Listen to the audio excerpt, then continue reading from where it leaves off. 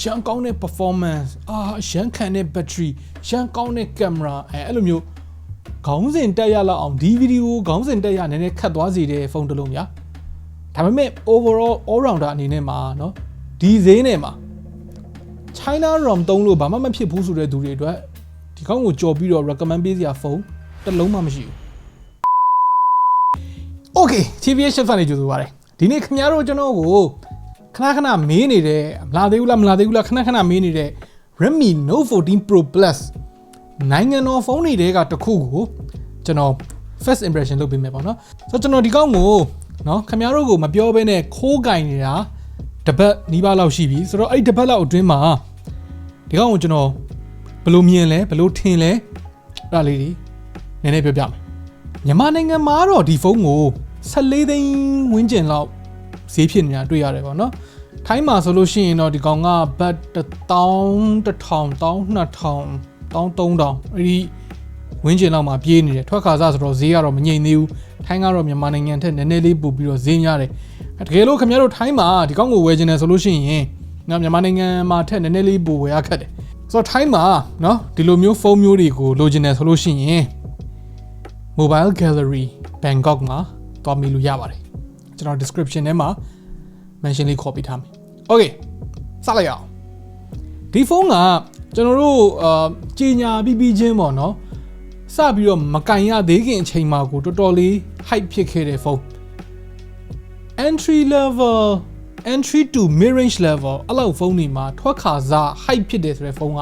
တော်တော်ကိုရှားတယ်ဒီ Redmi ရဲ့ Note series ဖုန်းတွေပေါ့နော်အဲ့ကောင်တွေကတော့အဲ့လိုမဟုတ်ဒီကောင်တွေကနည်းနည်းနှက်ကြီးတယ်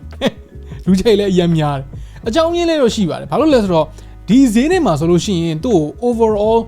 လိုက်ပြီးတော့ရှင်လို့မရအောင်တခြား brand တွေကလုံးဝလိုက်ရှင်လို့မရတော့အောင်ကိုကောင်းတယ် recommend ပေးရလဲလွယ်တဲ့ဖုန်းတွေဒီလားတိတ်ပြီးတော့လဲအစွန်းမရောက်တဲ့ဖုန်းတွေဗျာဒါပေမဲ့တစ်ချိန်တည်းမှာပဲခင်ဗျားကเนาะ price to performance ဆိုတဲ့နောက်ကိုပဲလိုက်နေတာဆိုလို့ရှိရင်တော့ဒီ Redmi Note series တွေထက်ပိုကောင်းတဲ့ series တွေရှိတယ်ခင်ဗျား Xiaomi fan Redmi fan ဆိုလို့ရှိရင် Redmi Double 3အဲ့လိုကောင်မျိုးကိုတော့ဒီကောင်က price to performance မှာရှင်းနိုင်မှာမဟုတ်ဘူးဟောကောင် price to performance တခုတည်းအတွက်ကိုပဲဥတီပြီးတော့လုပ်ထားတဲ့ series ဒီကောင်လိုမျိုးoverall အတွက်ရည်ရွယ်ထားတဲ့ series မဟုတ်ဘူးအဲ့ဒါကိုခင်ဗျားတို့နည်းနည်းလေးနှလုံးသွင်းထားဖို့လိုတယ်အဲ့ဒါလေးကိုလက်ခံပြီဆိုလို့ရှိရင်တော့ဒီဖုန်းကအပြစ်ရှာတာတော်တော်ခက်တဲ့ဖုန်းပထမဆုံးအနေနဲ့ကျွန်တော်တို့physical နဲ့သူ့ရဲ့ပုံမှန်သွင်းမြင်တဲ့အကြောင်းပြောမယ်ပေါ့နော် physically မှာတော့ဒီကောင်ကတော်တော်လေးကို entry to mid range level လို့မထင်ရလောက်အောင်ကိုတောင့်တင်းနဲ့ကြစ်လက်တဲ့ဖုန်းဘေးမှာ metal frame နဲ့ပြီးတော့အပေါ်အောက်တွေမှာလေသူ့ရဲ့ဒီနေရာက material လေးရလေသူက glossy material လေးမဟုတ်ဘေးပေါင်တွေကတော့ glossy material ဒီအပေါ်ရဲ့အောက်ရဲ့အဲ့ဒီ section လေးနှစ်ခုမှာဒီကောင်ကအဲ့လို matte finish နဲ့ metal ပုံစံဘယ်လိုခေါ်လဲ polish metal မဟုတ်ဘူးလို့ပဲပြောရမလားအဲ့လိုပုံစံမျိုးလေးလုပ်ပေးထားတယ်ဒါလေးက unique ဖြစ်တယ် unique မဖြစ်တာကတော့သူ့ရဲ့နောက်ကျောဘက်ကပါတရုတ်ဖုန်းမှန်သမျှအကုန်ဒီပုံစံကြီးပဲဖြစ်သွားပြီဒီကပါအလဲမှာဒီ camera bump camera island ပေါ့နော်အဲ့ဒါယူထားမယ်camera bump ကရမ်းကြီးတော့မကြီးဘူးအလောက်လေးတော့ wobble ဖြစ်မယ်ဗျာဒါပေမဲ့မဆိုးပါဘူးပေါ့နော်ပြီးတော့လက်ထဲမှာကန်ရတာကလည်းတော်တော်လေးမိုက်တယ်အဓိကအားဖြင့်တော့သူ့ရဲ့ဒီရှေ့နောက်ခုံပေးထားတဲ့အတွက်ကြောင့်ပေါ့နော်ဒီကောင်ရှေ့ဘက်မှာတော့တိတ်မခုံအနောက်ဘက်ကခုံကနည်းနည်းပို့ပြီးတော့ aggressive ဖြစ်တယ်ဆိုတော့ဒီဘေးပေါင်တွေကလေးတေးသွားပြီးတော့ဖုန်းကိုနည်းနည်းလေးပိုပါသွားတယ်လို့ခံစားရစီတယ်ပေါ့နော်ဒီကောင်ရဲ့ body weight တွေဒီကောင်ရဲ့ thickness တွေကခင်ဗျားတို့ဒီ Oppo Reno series တို့Vivo V series တို့အဲ့လိုမျိုးလောက်တော့ဒီကောင်ပေါ်ပါချစ်လက်တယ်လို့မခံစားရပေမဲ့နော်အဲ့ထက်တော့နည်းနည်းလေးပို့ပြီးတော့ bulky ဖြစ်တယ်ဆိုပေမဲ့လေးတဲ့ထဲမှာလေးတော့မပါဘူးဒီကောင်က210 gram ရှိတယ်သူ့ရဲ့ size နဲ့ရှင်လိုက်မယ်ဆိုလို့ရှိရင်တော့ဒါလေးတယ်လို့ခေါ်လို့မရသေးတဲ့အနေထားပေါ့နော်နည်းနည်းလေးအနေတော်ထဲမှာမှနည်းနည်းလေးတဲ့အပိုင်းလေးတော့ရောက်တယ်ဒါပေမဲ့လေးတယ်လို့လည်းခေါ်လို့မရသေးဘူး overweight လို့ခေါ်လို့မရသေးဘူးပေါ့ဗျာချက်ဘီဖြစ်တယ်ပေါ့အဲ့လိုလေးပဲပြောရအောင်ဒါပေမဲ့ ဒီကောင်းရဲ့အထဲမှာပါတဲ့ battery size 6200 mAh ဆိုတဲ့ဟာကြီးနဲ့ရှင်လိုက်ရင်တော့ဟာဒီကောင်တော်တော်ပေါ့တာပဲတော်တော်ပါတာပဲလို့ခင်ဗျားတို့ခံစားရလိမ့်မယ်ဒီကောင်းမှာသုံးထားတဲ့ battery က silicon carbon battery ကျွန်တော်အရင်တုန်းကဆိုလို့ရှိရင် high end phone တွေမှာပဲတွေ့ရတတ်တဲ့เนาะ Honor ရဲ့ high end phone တွေမှာမြင်ရတတ်တဲ့ battery chemistry အသစ်နဲ့ကောင်ဒီကောင်ကတိတ်သေးစားပိုများတယ်size တူမှာပဲဆိုလို့ရှိရင် battery capacity ကိုပိုများများထည့်ပေးနိုင်တယ်အဲဒါကြောင့်မလို့ဒီလို body ထဲမှာ6200 mAh battery ထည့်ထားလို့ရတာဆိုတော့ကျွန်တော်တို့ဒီစောက်ရွက်ပေါ်မှာเนาะကင်းကနေနေရမှာတော့အရန်ကိုမိုက်တဲ့ battery capacity နဲ့အရန်ကိုမိုက်တဲ့ specification တွေနဲ့ပေါ့ဒါပေမဲ့အဲ့အကြောင်းလေးကိုကျွန်တော်ပြီးမှဆက်ပြောပြမယ် battery life အကြောင်းပေါ့เนาะ okay ဆိုတော့ display ဘက်ကိုဆက်လိုက်မယ်သူရဲ့ display က 6.67 inches 1080p OLED 120Hz OLED ဖြစ်တဲ့အတွက်and display fingerprint ပါမယ် speed လေးလည်းမဆိုးဘူးဒီကောင်ရဲ့ peak brightness ကလည်း3000 mAh ရှိတယ်ဒါ manual mode မှာအလင်းဆုံးထားတာဆိုးပါတကယ်လို့သူ့ရဲ့ display ကနော် flagship phone တွေကိုပဲကင်နေကြလူတယောက်ကဆင်းပြီးတော့ကင်မယ်ဆိုရင်တော့မှဒီ display ကြီးကကောင်းလည်းမကောင်းဘူးငါ flagship phone လောက်လည်းမကောင်းဘူးအဲ့လိုမျိုးခံစားရမှာမဟုတ်ဒီဖုန်းကနေရာတော်တော်များများမှာအဲ့လိုမျိုး experience မျိုးကိုပေးနိုင်အဲ့ဒါကြောင့်မဟုတ်လို့လေလူကြိုက်များတာတိတ်တော့မဆန်းဘူးဒီဖုန်းက flagship phone တစ်လုံးရဲ့ဈေးရတော့ဖြင့်3ပုံတစ်ပုံလောက်ပဲရှိပေမဲ့ flagship phone တစ်လုံးစီကနေပြီးတော့ရတဲ့ experience ရဲ့80%လောက်ကိုခင်ဗျားတို့ကိုပေးနိုင်တယ် price to performance တစ်ခုတည်းကိုပြောတာမဟုတ်ဘူးเนาะ overall experience ကိုပြောတာအဲ့လို overall experience ရတစ်ခုအပါဝင်ရဘာလဲဆိုလို့ရှိရင်သူ့ရဲ့ camera သူ့ camera specification ကတော့ကျွန်တော်မရွတ်ပြတော့ဘူးစားလေးပဲထိုးပြလိုက်တော့မယ်ဒါလေးသာကြည့်လိုက်တော်တော်လေး impressive ဖြစ်ဖို့ကောင်းတယ်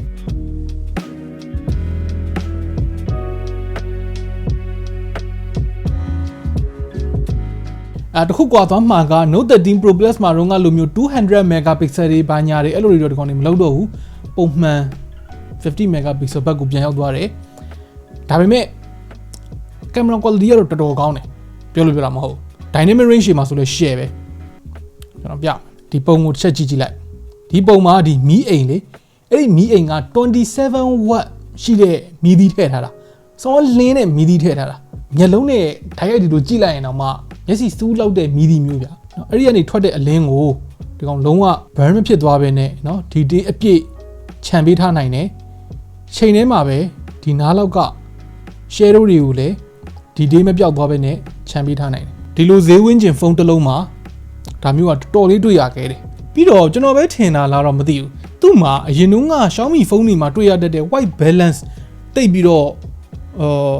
အစင်မပြေတဲ့ကိစ္စပေါ့နော်ဂလဲဦးကြောင်နိုင်တဲ့ကိစ္စပေါ့တပုံရိုက်တရောင်ထွက်နောက်တပုံရိုက်နောက်တရောင်ထွက်အဲ့လိုမျိုး consistent မဖြစ်တဲ့ပြဿနာမျိုးလည်းတိတ်ပြီးတော့မတွေ့ရတော့ဘူးနော်ဒီပုံမှာဆိုလို့ရှိရင်လည်းဝါသင်းတဲ့နေရာဝါတယ်ပြသင်းတဲ့နေရာပြတယ်ပြီးတော့သူ့မှာ telephoto အနေနဲ့ 2.5x optical zoom ရတယ်ဆိုတော့ဒီပုံကဒါ 1x နဲ့ရိုက်ထားတဲ့ပုံဒီပုံကကျတော့ 2.5x နဲ့ရိုက်ထားတဲ့ပုံမဆိုးဘူး detail retention လေးတွေတော်တော်ကောင်းတယ်နော်မနက်ဖက်အခုကျွန်တော်ရိုက်ထားသလိုမျိုးလင်းလင်းချင်းချင်းနဲ့မှရိုက်မယ်ဆိုလို့ရှိရင်ဒီတေးက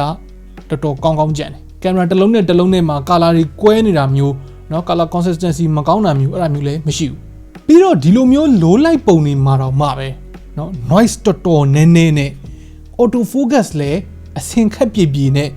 perfect ကြီးတော့မဟုတ်ဘူးပေါ့ဗျာเนาะဒါပေမဲ့တော်တော်လေးအဆင်ပြေတဲ့ auto focus နဲ့ပုံလေးတွေထုတ်ပေးနိုင်တယ်ကျွန်တော်ရဲ့ commentary တွေကနေနဲ့များသွားပြီကျန်တဲ့ပုံလေးတွေကိုခင်ဗျားတို့ဒီမှာပဲဆက်ကြည့်လိုက်တော့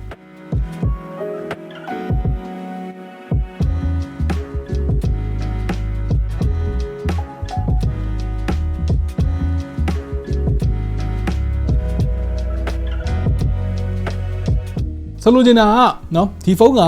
ကင်မရာမှာတော်တော်ကောင်းတာသူက flavor လည်းအရင်မများဘူးflavor ဆိုတာကျွန်တော်တို့ဗာမျိုးပြောချင်တာလဲဆိုတော့ Vivo ရဲ့ V series တို့เนาะ Oppo Reno series တို့အဲ့ဒါမျိုးတွေမှာဆိုလို့ရှိရင်သူတို့ရဲ့ကင်မရာကောင်းတယ်ဆိုတဲ့ပုံစံကဒီကောင်ကင်မရာကောင်းတဲ့ပုံစံနဲ့မတူဘူးဟိုကောင်တွေက flavor တွေနဲ့ကင်မရာကောင်းတာသူတို့ရဲ့ signature look တွေနဲ့သူတို့ရဲ့ effects တွေနဲ့เนาะအဲ့ဒါမျိုးနဲ့ကောင်းတာဒီကောင်က raw ဖြစ်နဲ့ကိုကောင်းတာ natural ဖြစ်နဲ့ကိုကောင်းတာဆိုတော့အဲ့ဒီဘိုင်းကိုတော့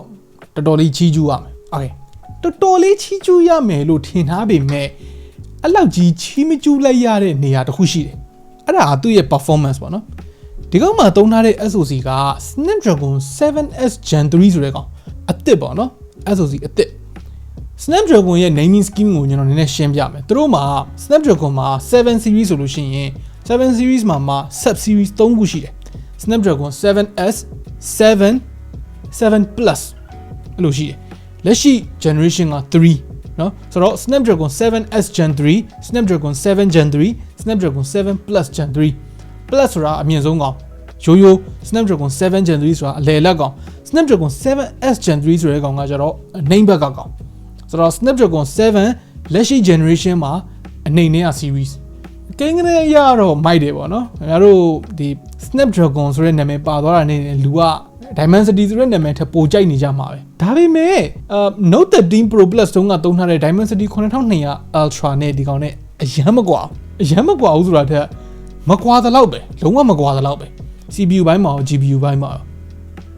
ရောဒီ Snapdragon 7S Gen 3ဆိုတဲ့ကောင်ကနောက်ထပ်ရှင်ပြောရမယ်ဆိုလို့ရှိရင် Note 13 Pro เนาะမနှစ်တုန်းကထွက်ထားခဲ့တဲ့ Note 13 Pro မှာသုံးထားတဲ့ Snapdragon 7S Gen 2အဲ့ဒီကောင်ထက် CPU မှာ 20% လောက်ပိုကောင်းတယ် GPU မှာ 40% လောက်ပိုကောင်းတယ် 3D Mark Wildlife Extreme Stress Test ဆန်းတာမှာလည်း stability ကမဆိုး 90% ကျော်ရတယ်ဒါလည်း high end မဟုတ်တဲ့ SoC တွေရဲ့ characteristics ပါပဲဒါတော့တိတ်ထူးထူးဆန်းဆန်းပြောစရာမရှိဘူးပြီးတော့ဒီမှာ Geekbench 6ရဲ့ CPU score တွေလည်းပြပေးထားတယ်ပြောမယ်ဆိုရင်တော့ daily life မှာเนาะလေးပင်ထင်းငေါ့နေမဲ့ဖုန်းတစ်လုံးမျိုးမဟုတ်ဘူးဒါပေမဲ့ခင်ဗျားတို့က Snapdragon 7S Gen 3 စီကနေပြီးတော့ Snapdragon 7 Plus Gen 3လောက်သွားပြီးတော့မျှော်လင့်နေမယ်ဆိုရင်တော့မှားသွားလိမ့်မယ်အဲ့လောက်တော့မကောင်းဆိုတာတော်တော်ကွာတာဆိုတော့ performance ကတော့เนาะ Redmi Turbo တို့ဘာလို့မှလိုမျိုး flagship level performance ကတော့မဟုတ်ဘူးဈေးကကြတော့ Redmi Turbo 3နဲ့ဒီကောင်နဲ့ကအများကြီးကွာတော့တာမဟုတ်ဆိုတော့ performance လေအဲ့လောက်မကောင်းမင်းနဲ့ဒီဖုန်းကိုဘာဖြစ်လို့ကျွန်တော်ကဒီလောက်အကောင်းပြောတာလဲအကြောင်းတော့ရှိတယ်Redmi Turbo 3တို့ဘာလို့ကဒီကောင် performance ပဲကောင်းတာ channel ဘိုင်းမှာဒီလောက် premium ဖြစ်တယ်လို့မခံစားရအောင် body ဒီဆောက်ပုံတွေကအစเนาะ camera ဆိုလို့ရှိရင်လေဒီကောင်ရဲ့ camera ကို Redmi Turbo 3ရဲ့ camera ထက်ပိုကြိုက်တယ်ဒါတော့မှ Redmi Turbo 3ရဲ့ camera ကကျွန်တော်ထင်ထားခဲ့တဲ့ကျွန်တော်မှန်းထားခဲ့တဲ့ဟာထက်တော့ပိုကောင်းသေးတယ်ဗျာအနည်းဆုံးတော့အဲ့ဒီထက်ကိုဒီကောင်ပိုကောင်းတယ်เนาะ display တွေပါဆိုလဲပိုကောင်းတယ် battery ဆိုလို့ရှိရင်လည်းပိုကြီးတယ်ဒါပေမဲ့ battery မှာကျတော့ဒီကောင်ကြီးတာ6200ဘိုးကောင်းတယ်လို့တော့မခံစားရဘူးရေ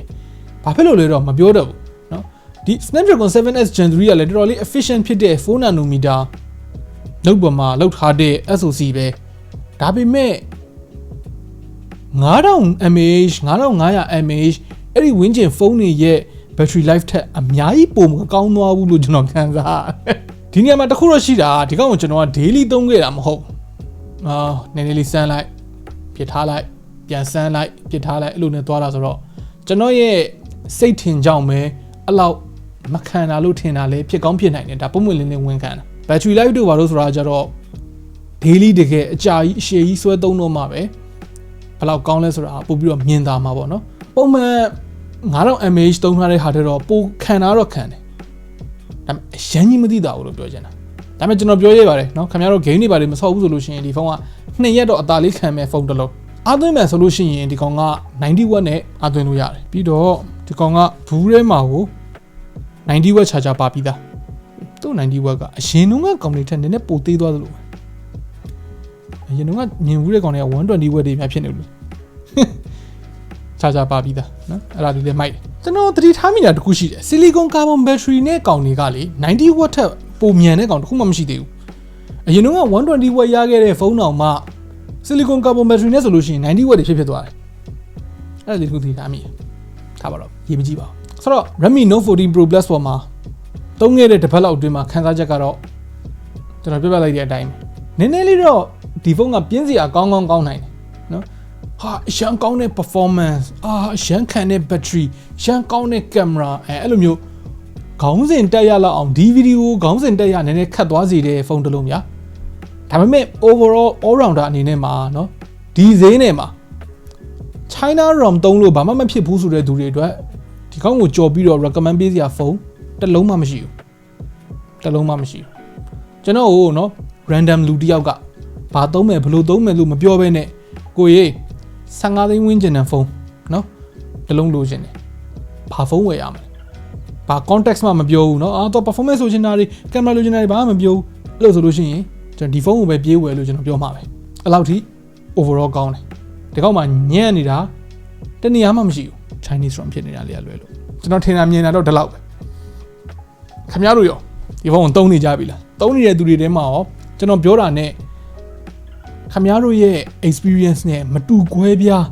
ကွဲလွဲနေတာလေးတွေဘာလေးတွေများရှိတယ်လဲကျွန်တော်နဲ့သဘောမတူတာဘာချက်တွေရှိတယ်အောက်က comment တွေမှာဝင်ရောက်ဆွေးနွေးညှိနှိုင်းလို့ရပါတယ် okay နောက်နေ့မှတွေ့တာပေါ့